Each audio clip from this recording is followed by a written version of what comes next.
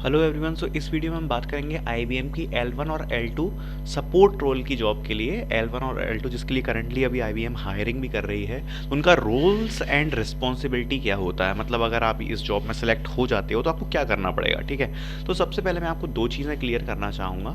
यहाँ दो चीज़ें होती हैं, एक होता है डेवलपमेंट, ठीक है, एक होती है डेवलपमेंट प्रोफाइल और एक होती है सपोर्ट रोल प्रोफाइल। ठीक है, दो टाइप की चीज़ें होती हैं। अब जैसे यहाँ पर कई लोग होंगे जो प्रॉपर एक बीटेक बैकग्राउंड से या कंप्यूटर साइंस के बैकग्राउंड से नहीं होंगे, लेकिन एक आईटी बैकग्राउंड से होंगे, जैसे कि बीसीए से हो सकते हैं, बीएससी आईटी से हो सकते हैं, या फिर इसी टाइप से रिलेटेड कोई कंप्यूटर साइंस से रिलेटेड आप कोर्स से हो सकते हैं। तो उन लोगों को एक सीधे डेवलपमेंट में जॉब लेना काफ़ी ज़्यादा मुश्किल हो जाता है। जिनको कंप्यूटर की बेसिक नॉलेज है उनको सपोर्ट रोल में जॉब मिल जाता है। डेवलपमेंट वाली जॉब में बेसिकली आपका काम होता है कोडिंग का, जिसमें आप कोडिंग वोडिंग कर रहे होते हो, सॉफ्टवेयर बना रहे होते हो, लेकिन वो वाली चीज़ यहाँ पर नहीं होगी।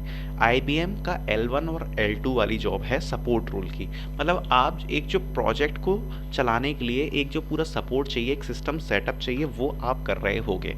तो इसके बारे में थोड़ा सा मैं डीप डाइव करता हूँ और आपको समझाता हूँ कि इस रोल में आपको करना क्या होता है। ठीक है, तो आईबीएम L1 और L2 का जो रोल है वो है सपोर्ट। L1 मीन्स फ्रेशर जो होता है, फ्रेशर से लेके 3 ईयर के एक्सपीरियंस वाला L1 में आता है, इससे ज़्यादा भी आ सकता है। L2 का इससे ऊपर होता है। तो मैं आपको L1 समझाऊंगा, आपको L2 अपने आप समझ में आ जाएगा, क्योंकि जो L1 का रोल है अगर आप उसी को थोड़ा सा डिफिकल्ट कर दें, उसका लेवल बढ़ा दें, तो वो L2 का रोल हो जाता है। ठीक है, तो मैं L1 का रोल आपको समझाता हूँ। तो अगर आप इसमें सेलेक्ट होते हो तो आपकी रोल्स एंड रिस्पॉन्सिबिलिटी क्या होने वाली है। अगर आप आईबीएम के L1 में हो तो इसका मतलब ये हुआ कि आप किसी कोडिंग वाले काम पे नहीं कर रहे होगे, लेकिन आपको नेटवर्किंग से रिलेटेड काम दिया जा सकता है। मैं आपको समझाता हूँ किस किस टाइप के आपको काम मिलते हैं। ठीक है, नेटवर्किंग का हो गया, केबलिंग का हो गया, ठीक है, और सिस्टम सेटअप और डेटा मॉनिटरिंग। ज़्यादातर ये चार चीज़ें होती हैं जो आप काम कर रहे होते हैं। ठीक है, अब मैं आपको समझाता हूँ नेटवर्किंग से रिलेटेड क्या।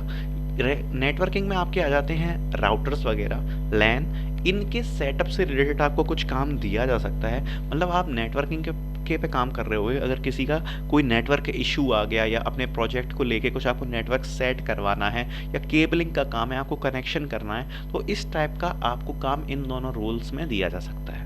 मतलब नेटवर्किंग से रिलेटेड। ठीक है, हो सकता है आपने सीएस में पढ़ा भी होगा नेटवर्किंग क्या होता है, टीसीपी आईपी ये सब, ओएसआई मॉडल वगैरह। सो आपको नेटवर्किंग से रिलेटेड काम दिया जा सकता है, जिसमें आप डीएनएस एड्रेस और आईपी एड्रेस, इन सब पर आप काम कर रहे होगे। आप मशीन के ऊपर काम कर रहे होगे कि इस पर कौन सा सर्वर चल रहा है, किस सर्वर पर क्या ट्रैफिक चल रहा है, उसकी मॉनिटरिंग के आपके ऊपर काम हो सकता है। तो इस टाइप का आप काम कर रहे होगे, जिसमें बेसिकली कोडिंग की कोई रिक्वायरमेंट नहीं है, लेकिन आपको एक नेटवर्किंग की नॉलेज होनी चाहिए। ठीक है, जब आप स्टार्टिंग में जाते हो तो आपको बहुत ही छोटा रोल दिया जाता है, मतलब केबल का सेटअप वेटअप करना, इस टाइप से आपको कुछ रोल दिया जाता है। ठीक है, तीसरा रोल हो सकता है इसका सिस्टम सेटअप। सिस्टम सेटअप में मैं आपको बताता हूँ। सिस्टम सेटअप मतलब ये हो गया, आपको लिनक्स के ऊपर काम करना पड़ सकता है या किसी ऑपरेटिंग सिस्टम के ऊपर काम करना पड़ सकता है, जिसके ऊपर आप मॉनिटर कर रहे होगे कि उस सिस्टम को सेटअप कैसे करना है अपने प्रोजेक्ट के लिए या किसी और चीज़ के लिए।